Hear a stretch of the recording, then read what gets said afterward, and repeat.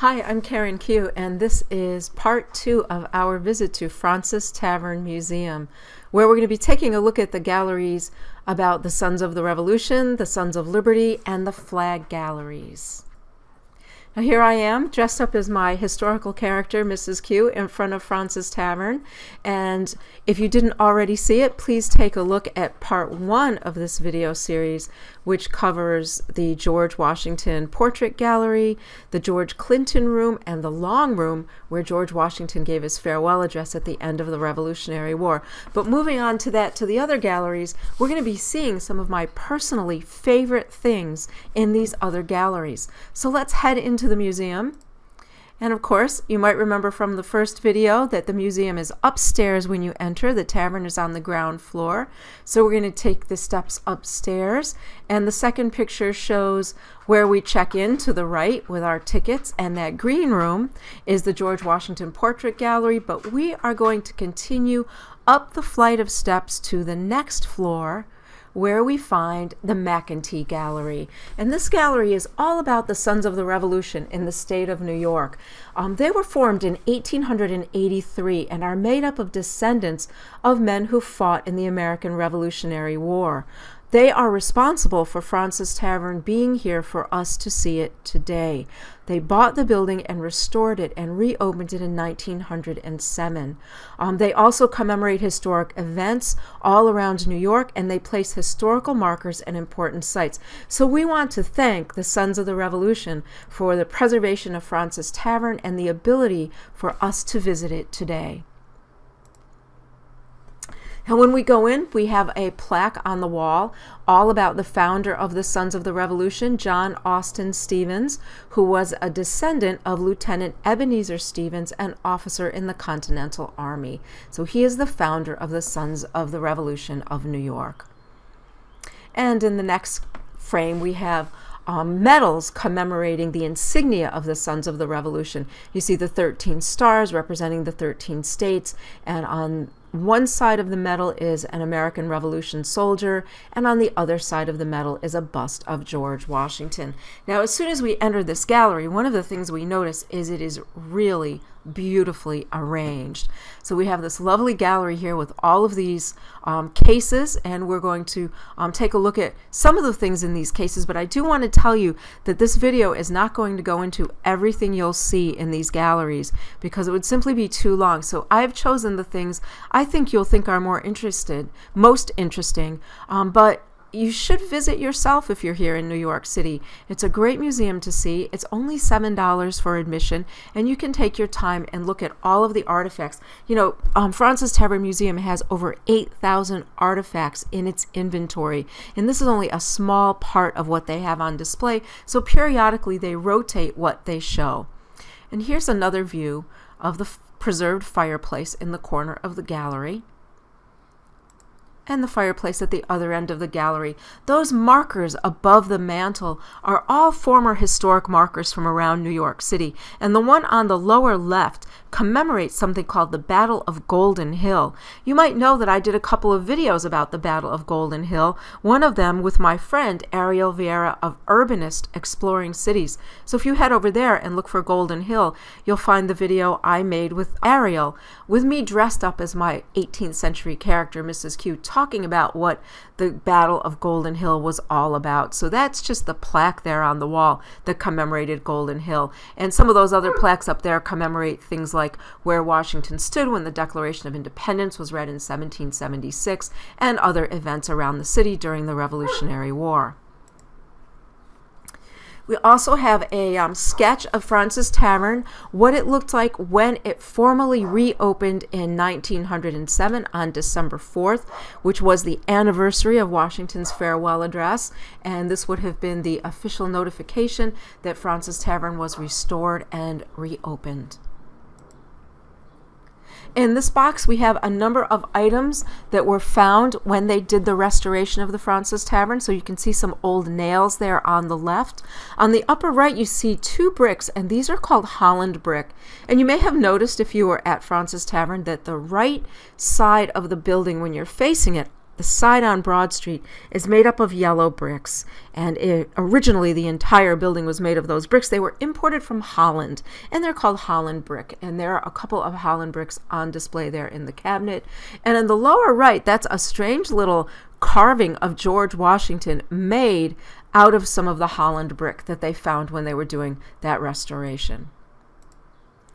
And in the next case, I really like these, some commemorative items, a plate with a little painting of Fraunces Tavern restored on it, and on the upper left, a little mirror with a depiction of the restored Fraunces Tavern on it.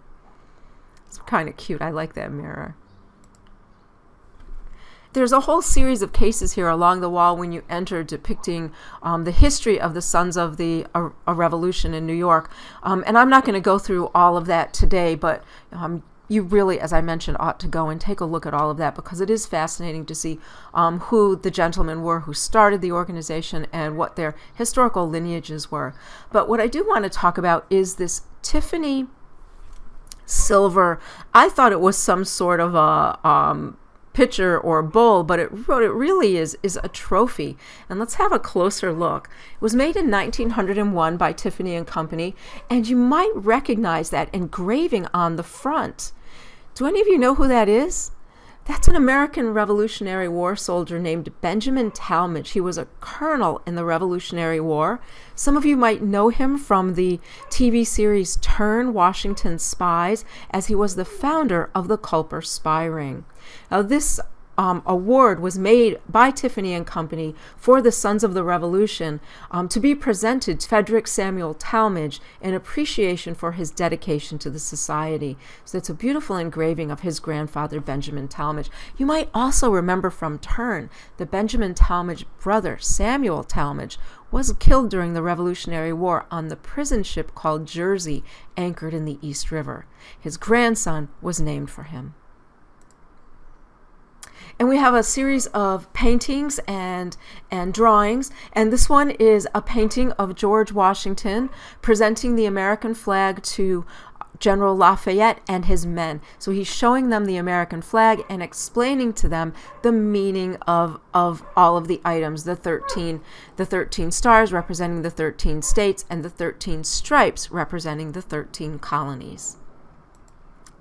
And the next portrait is of Washington attending a ball given for his inauguration by Count de Rochambeau. And you might remember Rochambeau also fought in the Revolutionary War as a French officer who fought with George Washington to help us defeat the British.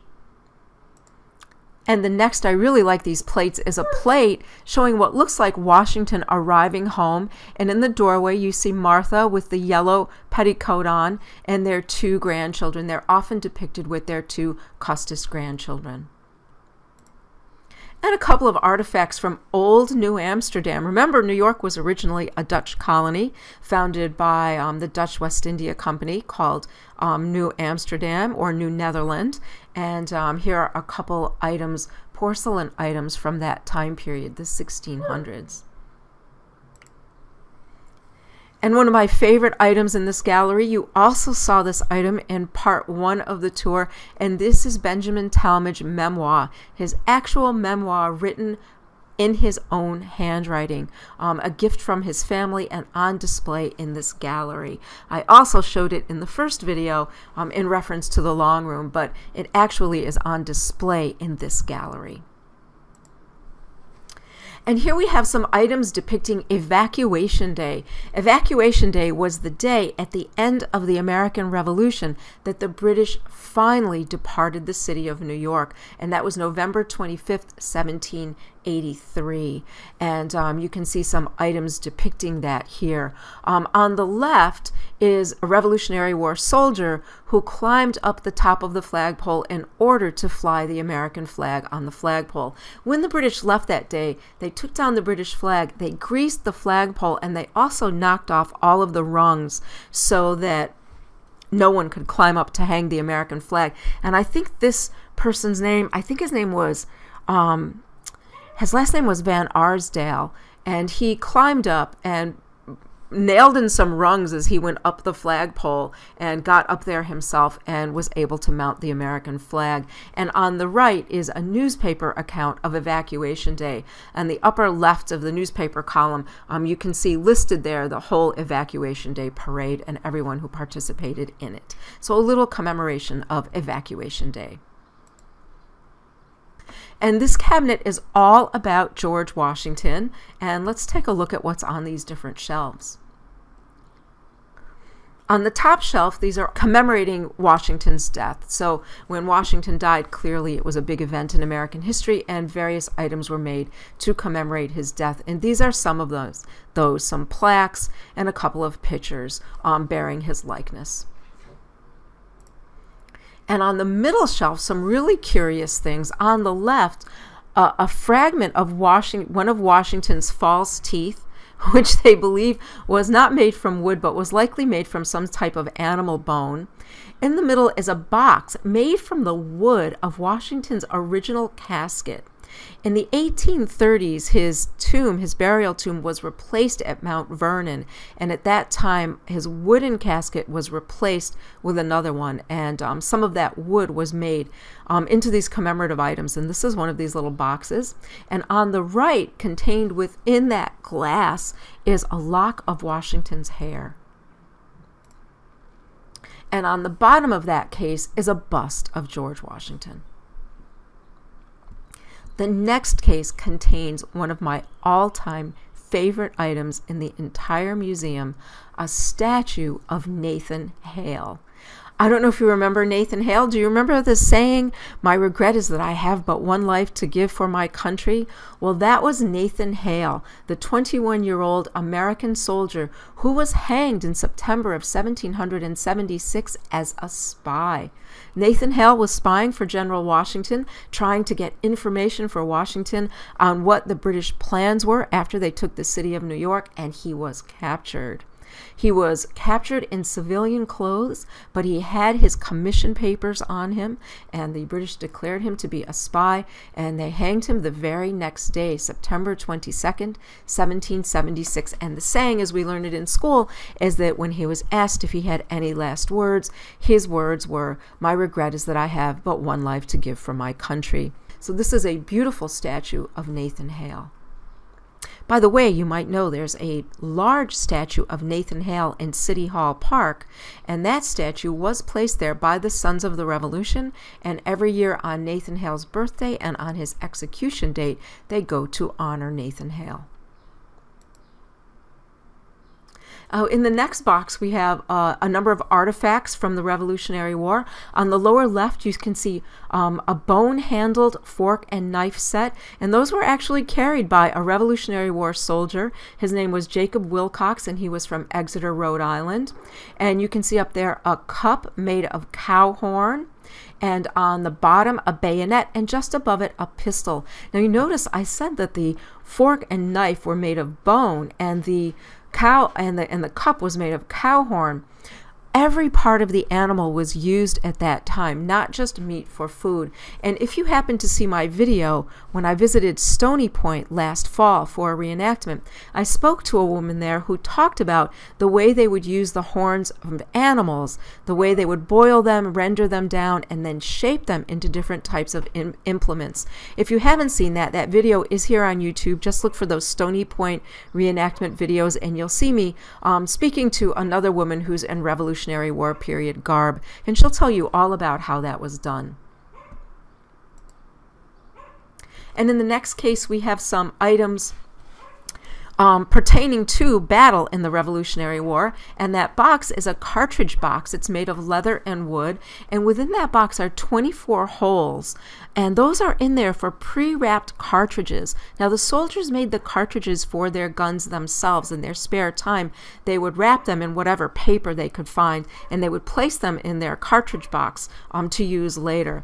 The box was worn around the waist, and it fitted to the person's back, but it was easy to swing it around into the front to use it during battle. And you should attend a reenactment to see how this is done. If you find out that there's a Revolutionary War reenactment going on somewhere near you, go. You'll have so much fun, and you'll get to see how the soldiers used these cartridge boxes.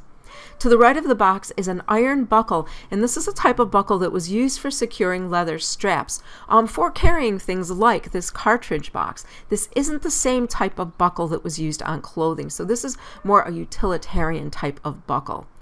Behind that is a leather pouch made for carrying gunpowder, and to the right of that are 2 cannonballs. On the top is a 6-pound cannonball. This was found up at 180th Street and Broadway and was believed to have been used in one of the battles in the fall of 1776. And the 3-pound cannonball was found right near Fraunces Tavern near Exchange Place. And this is similar to a ball that was fired from a British ship in 1776 that tore right through the roof of Fraunces Tavern. And on our way out of the gallery, this is a single case, but I took 2 pictures of it because there was so much glare. It's easier to see in 2 this way.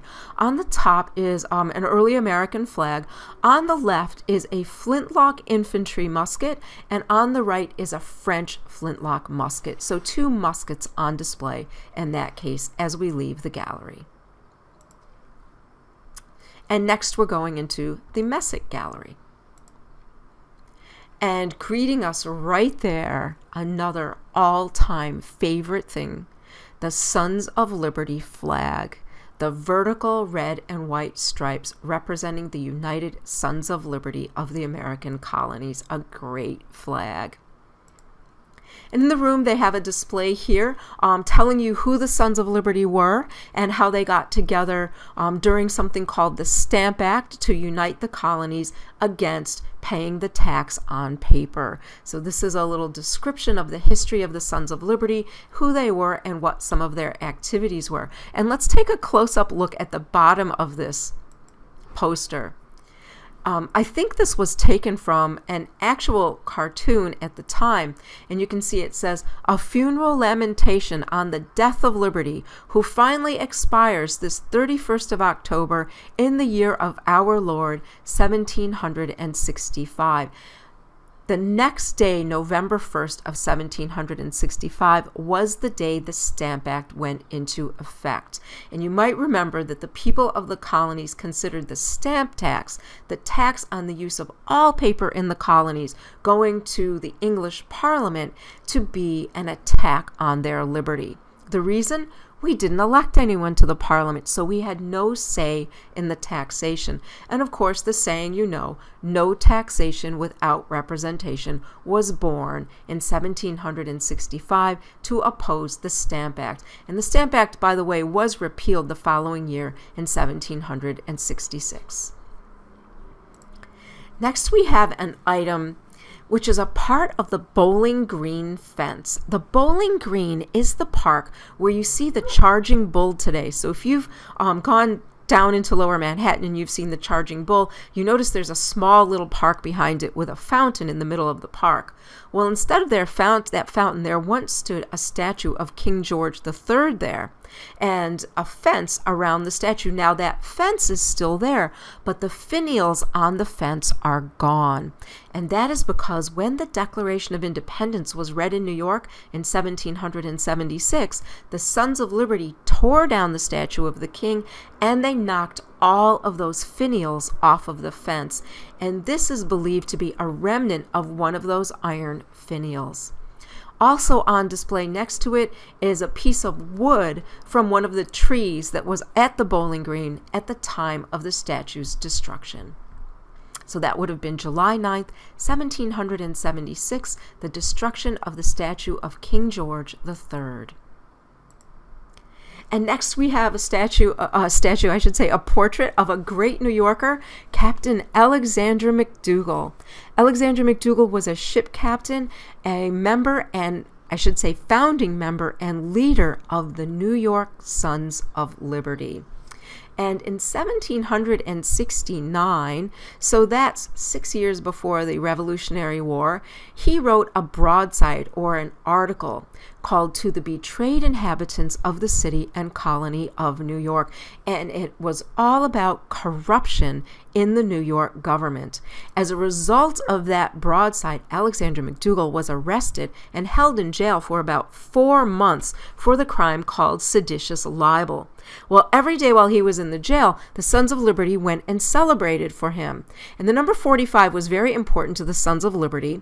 And so they went every day and they celebrated 45 times, meaning they cheered 45 times or they toasted 45 times. And one day a woman brought a side of venison stamped with the number 45. And this went on for nearly 4 months until he was released from jail. And on display here in the exhibit, I couldn't believe seeing this, was an actual letter written by the then commander of New York, General Thomas Gage, all about Captain Mcdougall in the jail and the celebrations of the number 45. And I'd never seen this before. And you can see on the upper right, you can see the number 45, where he says entertains 45 people and receives 45 bottles of wine, with much more stuff about the number 45. And you can see General Gage is writing about these number 45 celebrations for Captain Mcdougall. Alexandra Mcdougall went on to be General Alexandra Mcdougall in the Revolutionary War, and he also was a founder of the Bank of New York with his friend Alexander Hamilton. And over here we have a weapon called a Hal Bird, and I wanted to show you this because a little while ago I mentioned the Battle of Golden Hill. Shortly after Alexandra Mcdougall's imprisonment, and while he was still in prison, a riot broke out in New York City called the Battle of Golden Hill. And like Captain Mcdougall's broadside, it was about corruption in the New York government, leading to the people being taxed to pay for the occupying army in New York. And this led to all kinds of disagreement over whether or not the army should have been here at all, which eventually led to a riot between the soldiers and the residents that we call the Battle of Golden Hill. Now, it's said that this halberd belonged to a sergeant in the American Revolution, and that it was used by a gentleman in New York, a Mr. Talmage, to defend himself and his families by British soldiers who had their swords drawn against him. So he used this as a defensive weapon, but he didn't attempt to kill the soldiers, only keep them out of his house. And I think I read that he stood in his doorway with this kind of diagonal from the top to the opposite bottom of his doorway across the door so that the soldiers couldn't enter his home and harm his family. And next to that is a musket similar to the ones that would have been carried by the British soldiers based in New York at that time. And here's an actual copy of the Massachusetts Spy, or Thomas's Boston Journal, the Boston newspaper. And this issue is all about the Boston Tea Party and that incredible occurrence when the Boston Sons of Liberty threw the East India tea into Boston Harbor. So this is the actual newspaper that reported the incident. And up here we have the masthead. I wanted you to see the masthead where he says, a weekly political and commercial paper open to all parties but influenced by none. So these would be the rebel newspapers at the time, or we might call them the patriot newspapers, that allowed people to write letters that were in opposition to the king and the parliament and the military and the government. And they would print all of those different points of view.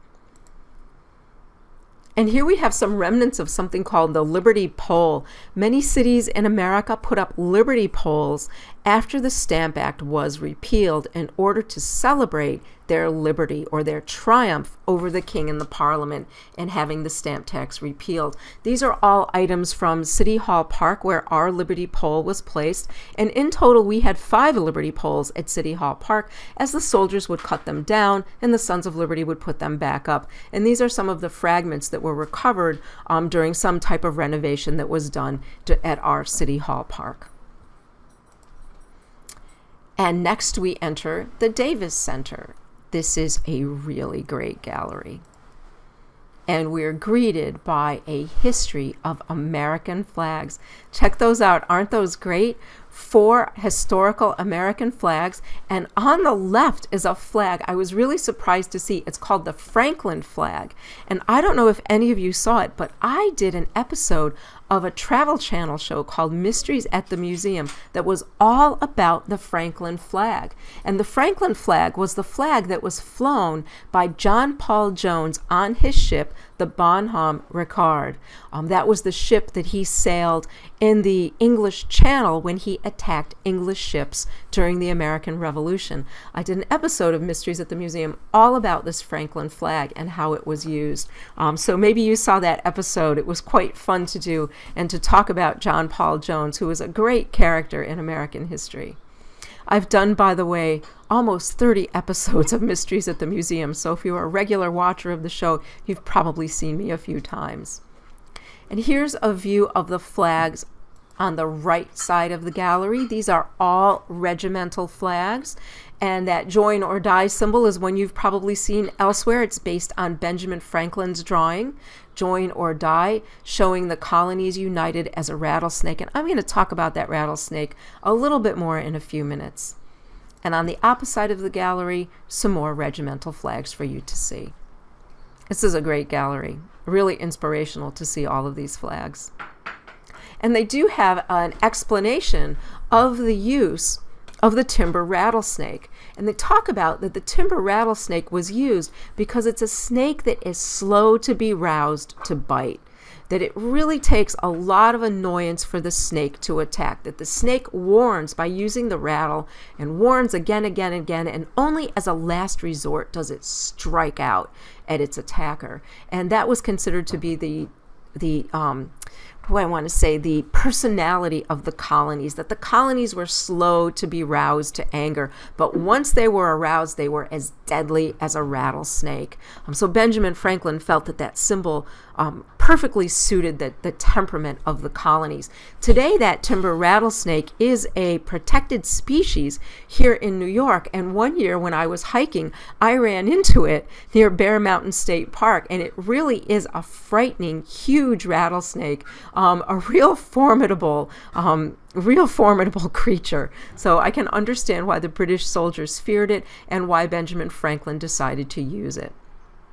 And the next flag on display is one I bet you've all seen, the Don't Tread on Me flag, using the rattlesnake, the coiled rattlesnake. And this is something called the Gadsden Flag because it was designed by Christopher Gadsden.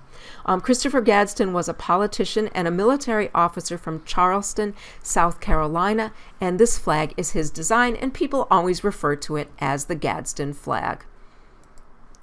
And before we leave, a final view of the flag gallery. Now, there's much more in the flag gallery that I didn't show you or talk about. So again, if you have an opportunity, visit Fraunces Tavern Museum and check out the flag gallery. Now, the last gallery we're going to visit is one that's about the restoration of Fraunces Tavern and its history. A monument to memory, 300 years of living history. Remember, the building was built in 1719. Here's a painting of Fraunces Tavern that was done by one of the presidents of the Sons of the Revolution, William Zabriskie. So we're greeted with this lovely painting of Fraunces Tavern. We're greeted by these 2 plaques that tell us a little bit about the history of Fraunces Tavern, that from 1762 through now, it was a tavern, and used all in different respects as a tavern. From 1785 to 1788, now remember, those were the years after the American Revolution, but before the Constitution. So that was when we had the government called the Articles of Confederation, that this is where the Continental Congress met, that they met here in Fraunces Tavern. And here's a pen and ink drawing. This pen and ink drawing was done in the late 1800s by an artist named Henry Fenn. And a lithograph from 1854 done by G. Hayward. So a couple of different visions of Fraunces Tavern from the 1800s.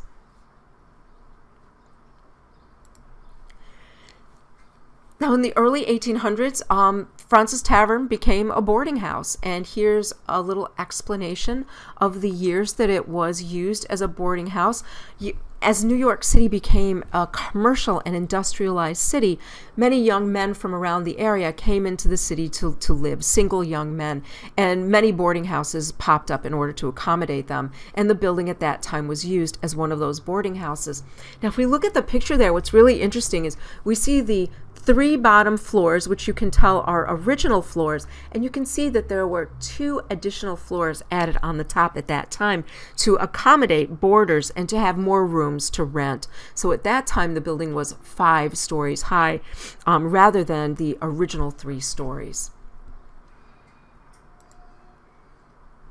And here's a photograph from 1881 when the building served as a hotel. It was called the Jacob Edsel Hotel. And from 1881 to 1895, I think that's about 14 years, it accommodated boarders on a weekly basis. So you would rent your room for a week. And you can see these are all male boarders. So likely all men who are working in New York City at that time. And some more artifacts that were found when the restoration was done. You can see some of those old iron nails off to the left. And the official commemoration of the reopening, the original date that it was built, 1719, and the reopening date of 1907, and the drawing that was used for that commemoration. And here is a photo I really love. This is a picture of Fraunces Tavern and Pearl Street from 1966. Today you might know that on the left where it says Douglas Company, there's now a giant red stone office building there. And behind Fraunces Tavern today is a whole series of high-rise office buildings. So this is Fraunces Tavern today. And there it was in 1966. It's just so unbelievable to imagine all the changes over the years. And we're going to head out of the tavern now. We're going to go down the steps. We're going to go down 2 flights down to the first floor where we pass the tavern, where you can stop and have something to eat, and back out onto the street. And I hope you enjoyed our part 2 visit to Fraunces Tavern Museum. If you liked this video, please like it and subscribe to my channel to see more. You can support me on Patreon. Also on Patreon, I post a Revolutionary War story every day. And you don't have to be a patron to see that, but I hope you'll become a patron and help support my work. And if you're in New York City, book a tour with me. I give in-person tours, both as my 21st century person, Karen Quinones, and also as my 18th century persona, Mrs. Q. And you can find those tours at patriottoursnyc.com. Thanks very much for watching, and I will see you with another virtual tour soon.